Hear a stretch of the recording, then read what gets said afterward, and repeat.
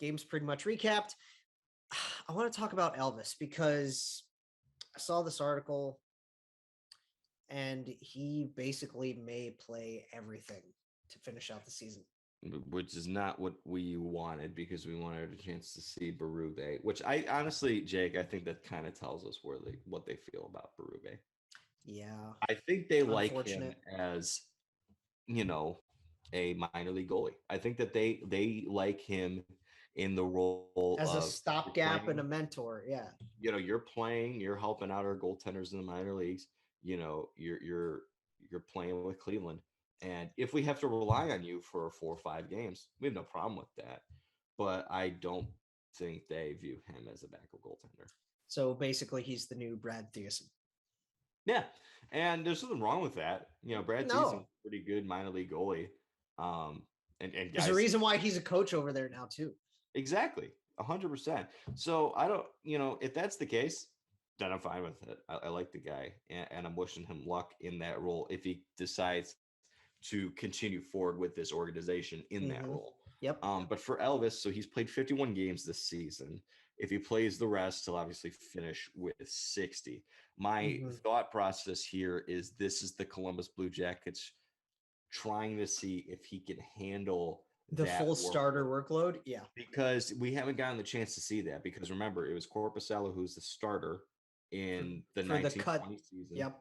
and he got hurt, and then Elvis had to be the starter moving forward. But then COVID happened, so Elvis didn't play a ton in his rookie season, and then Right. last year obviously was cut short from the get go, Mm-hmm. and he was still splitting time with Jonas.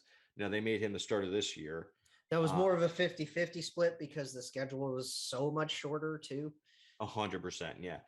So this is their way of seeing like we've given this guy money. We Mm-hmm. believe that he can be that guy. Now we need to see if he can do it consistently over the bulk of a schedule. Can we rely on Right. this guy to start 55 to 60 games a year? You mentioned, repeatedly over and over, you need 5 of 6. You need the next 5 of 6. You need this 5 of 6. You need to, Mhm. stretches and stretches. Stretches, yeah. And that's going to be a good opportunity to see it because here's the thing I'll say about Elvis. The interesting thing with him, we talk about how the defense is down this year, like Mm-hmm. significantly down. Like Jake, as far as team defense is concerned, we're in the bottom three in the National Hockey League. There's no doubt about it. Right. Yeah. Part of that's by design. Part of that's by design because they want to play up tempo. They want to push That offense. too. Yes. They're fine with that. They're okay Next. with giving up chances because they want to score some goals. Yes. And we mentioned the next year is probably going to try to mesh the two Yeah. styles. They're probably gonna, continue. They're gonna continue to want to play up ice, play offensive, be aggressive, but also, take less risks, be more calculated, try and defend better. Mm-hmm. So I get that. I think that absolutely you'd be foolish to suggest that it doesn't factor in to his play. Right. But still, 904 save percentage and a 340 goals against average is not great No. by any means. But Jake, with those numbers, this guy's got a winning record. He does have a winning record. Yes. Yeah, he's got a winning record. So like,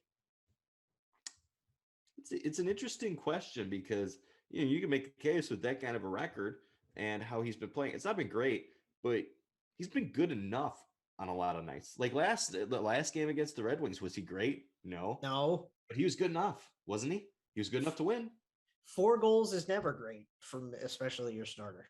Yeah, but I mean, he was still one of the 3 stars, which because he faced 38 shots. Mm-hmm. He's faced a lot of shots this year, and that's evident by his goals against average. Because I've always said like goals against average is more of an indicator of how many shots you're facing.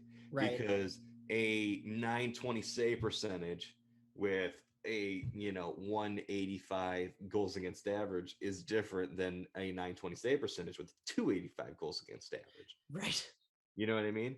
So that's what that indicates more than anything to me is Jesus, this dude faces a hell of a lot of shots. That just reminds me of the plus minus argument that I recently heard, where it's like where plus minus is like a gateway into more like advanced stats. Mm-hmm. Is that fair to say? No, I would say 100%. It's to me, I don't really think goals against average is a goaltender stat because you can have a 900 save percentage, Jake, and have a two goals against average. You play 10 games in a row, you give up two goals in every game, but you're only facing 20 shots. So you're stopping Right. 18 to 20, 18 to 20, 18 to 20. But so your goals against averages looks really good. It's Hmm. two, but your Right. save percentage is only 90. So it's not like you're like truly playing great, you know. That obviously that's an extreme example, but that's just Right. just to put it into perspective. Um, The most simple round numbers you can add into that. exactly the most simple numbers I can come up with to make it easy to comprehend. Um, it is a very flawed stat to me. It's more indicative of the defense, maybe not the defense in front of you, but just how many shots you're facing. Hmm. But at the I end of the day, he's still a career 912, um, which is decent. And but also his career goals against average is 293. So that shows you the last 2 years. He's only been in the league for 3 years now. And it's been a lot of shortened time. Short season, finally a right. full season, but even then he missed a little bit of time. Hmm. And he's got bad defense in front of him. 2 of his 3 years in the National Hockey League, Jake, he's had a bad defense in front of him. Yeah. His first year, they were great, and as a result, he was unbelievable. Um, and they're not going to return to that next year. But even if they can just be middle of the pack, I think you'll see him return to being a solid He goalie. can return to form for sure. They have 9 games left. So the way the schedule pans out is they host Montreal tomorrow, which you would think you can win that, especially with the fact that they don't have Jake Allen anymore, Yeah, which is really, really unfortunate for Jake. yeah, it is. And I feel for that guy. I'm not sure if Carey Price is going to be back for that game, but he's coming back soon. Carey he could, I which is think wild. I think he'll be back towards the tail end of this. I think he might be out for like maybe another week, but he's coming back before the end of the season, Yes, he's going to get into a couple of games to finish. which would be awesome. They need to honestly, they need to make his first game back a home game. Yes, they do. Um, so But they Montreal, man, like they've been bad this year. But under St. Louis, they've been a 500 team. they've been so much better under Marty St. Louis than they were under Dom Ducharme. Yeah, Don Like, Ducharme. Like can I you agree. imagine? Like, think about what Cole Caulfield would have looked like this year if they Right. started the year with Marty St. Louis. I agree with what Steve Dangle said. I'm not trying to sound too harsh, but he should be fired again. Right, exactly. Like, good God. It's unbelievable. This guy might finish with over 20 goals, and he didn't score a second goal this season until like mid-February. Exactly. His first goal came in like November, and then he was just so cold. Mm-hmm. He was cold Caulfield. He was cold Caulfield. They host Montreal. Excuse me. 2 days later, they go really late California road trip. Oh, okay. So they're playing the Kings first, and then it's a back-to-back between the Kings and the Ducks. Mm, The Kings is at 10:30 Eastern, and the Ducks is at 8:30 Eastern okay. on Sunday. Okay, so that's just an earlier start. So that's a 5:30 start. Yeah, which even Which for I mean, you see even for those Sunday, that's kind of a weird start. because usually Sundays like 6. Couple of matinees, yeah. Yeah. But anyway. Um, and then on next Tuesday, they're in San Jose. Get a couple days off to come home. They play Ottawa. The Sunday after that, they host Edmonton in the afternoon. Oh boy. Mhm. A couple days after that, they're in Tampa. Take a day off, come home to play Tampa, and then go to Pittsburgh to finish. Alrighty. So that is a brutal schedule. Yeah. Um, I hope that they can win a decent amount of games so they can finish either 500 or above One, 500. 2, 3, 4. If they can take 4 of them, Yeah, I was gonna say 4. I think is the magic number. obviously you should take Montreal. If you can take Anaheim and the Sharks, and then if you can take the Senators, Here's the thing, Jake. If you were to take because those are 4, the teams that are with you below the playoff line. yes, if you could take those 4 games, or just any of these 4 games, If you can steal one from one that's above the playoff line, please. yeah. If you can just take 4 games though, you're finishing either at 500 because you'd finish 38, 38 and 6, or if you lose some of those games in overtime, then you finish with a winning record. Mm-hmm. So, like, here's the thing: if they were to finish 38, 38 and 6, I think that that's a successful season in my books, considering my expectations at the beginning of the year. Considering, yes, what we both thought they were gonna look like. Especially, I thought they were a 32-33 win team. I mean, they're that right now. Yeah, they're at 34 with 9 games left. So, like, feel good about it. Already exceeded your expectations, eh? Yeah. And it's not just, record. It's also just like it's Patty coming back into form. Yeah. It's so many different things looked a lot better than I thought that they would. Yeah, it's the rookies looking great right off the bat. Guys like Justin Danforth and Greg Hoffman when he was here, and Max when we had him. Obviously Max didn't pan out as much as we wanted him to, but when he was in, he was good. Mm-hmm. That's another guy. Reschuk is another prospect for this team that I'm excited about. It'll take a little bit longer to develop, but we got him in the Domi deal, and he's another defenseman that they could use. Oh, yeah. So, take 4. Take the ones out from, below the playoff line, obviously Montreal tomorrow. And then if you can steal one from Tampa, Pittsburgh, or, LA. Yeah. If you could steal any one of those. Or Edmonton. If you could steal one of them. Any of them. Just take one. And right, it'd be fun. If you could choose, like if they had to steal one, which one would you take? Obviously, Pittsburgh, because fuck the Penguins. Is that home or road? That's in Pittsburgh. Yeah, I would pick that game as well. That's the thing. And it's the last game of the season. Yeah, I want them to win that game, and I'm not sure because the Penguins have made the playoffs, so I don't know what their lineup's going to look like that night. It'll depend on kind of if they're racing to face this team or that team. I'm not sure where the standings are going to stand for that, but how many even players if they rest players, yeah. How many they're going to rest, because we know they're probably going to rest guys like Sid, guys like Gino, maybe Carter because he's older. Yeah, we don't know. They may play a backup, whatever. I don't care who they rest. I don't care if they ice the Wilkes-Barre Scranton Penguins. Exactly.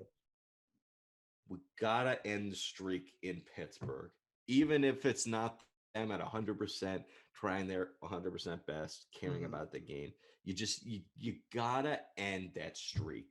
Right. And you have to, we talk about culture. You got to instill a belief that they could go into PPG Paints Arena and win a hockey game. Right.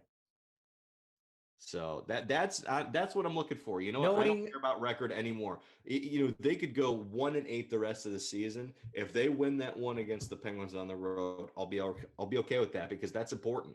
We really talk about culture and growing the fan base and growing the rivalries, right? Mm-hmm. Yeah. What a better way to see them beat that team. Beat that team in their barn. Because they've owned us for so many years, Jake. They gotta be able to fix that. Yeah, absolutely. And I mean, if they right the ship with that, again, that throws more fuel to the fire and makes it more fun to play against them. Yeah. Because like we talk about those losing records, and because we've lost to Pittsburgh so much, it's so lopsided that it just doesn't feel fun. No, it's not fun. There's a reason that Penguins fans don't consider it a rivalry. Right. I think it is, but I think it's a small rivalry for them because they have teams they care about way more. Well, They yeah. care way more about the Flyers and the Capitals and the Yes. Rangers and the Islanders, but there's still an element of hatred there.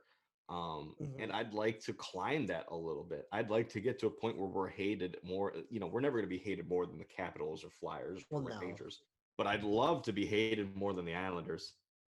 Oh yeah. I would absolutely love to just jaw at so many Penguins fans. And that's the thing. We can't even do that because We what are we can't going to even chirp them chirp with? it. Like we can't Like, what are even we going have to fun chirp and them chirp with? with people. Yeah. like, Chirp them with Doobie. That's literally all we have. you're chirping them with Doobie in that playoff series that we lost to them, or chirping with Doobie in that other playoff series that we lost against them. Like, I love Doobie, but like, It's not got like enough. we can chirp them for Sid flipping Faravari or anything like that. No, Because that was a and Washington remember, we game. came on this podcast. I defended him Oh, because the that's right, league you did. sucks. Yeah, I defended him because the league sucks at defending their players. He has to defend Hmm. himself, and Yep. sometimes it involves doing things that people will look at and cringe at. And Granted, what Malkin cross the did, line. we'll get into that later, We'll get into Gino. the Yep. same category. But for Sid's had to do it. We talk about the thing with Darian Hatcher. It's bullshit. These players Hmm. shouldn't have to fucking protect themselves all the goddamn time. Well, they shouldn't have to resort to things like McDavid throwing elbows and Sid flipping guys Yeah, and but you know what? having to do that. Like I don't you criticize shouldn't the have to players. be that violent to defend yourself. Exactly. This is more of a league problem than it is a player problem. It's not like these players came into the league with, oh, they were dirty in juniors or whatever, and this is something you got to worry about. No, We they bring just this. realized after a while this league's not going to do shit to protect me, We so I brought got to do that on my own. we brought Austin up plenty just because he's obviously making headlines and he's a Maple Leaf and he's one of our favorite players for Hmm. good reason. He's also so poised in defending himself. Yeah, He knows how to ride the line and protect himself, but not turtle and not be over the top violent. yeah. He made the mistake earlier this year with Darlene, but generally speaking, Yeah, he's the done a cross pretty check in good the job neck. of it. But for the most part, Mhm. Austin has that poise to protect himself and just grind through it. Yeah. Anyway, yeah, Elvis playing in all 9 games, man. We'll see what happens. Best of luck to him. I'll be excited to see how he does, Mm-hmm. and hopefully he can. You know what? Here's your goal for the last 9 games of the season, Elvis. If you're starting all these games, get up to a 905. You're at a 904 right now. I know it doesn't seem significant, but Tick up one or two. just take up one or two. Tick up one or two, and hope that the boys in front of you can get you to like 5-4-0 or 4-4-1.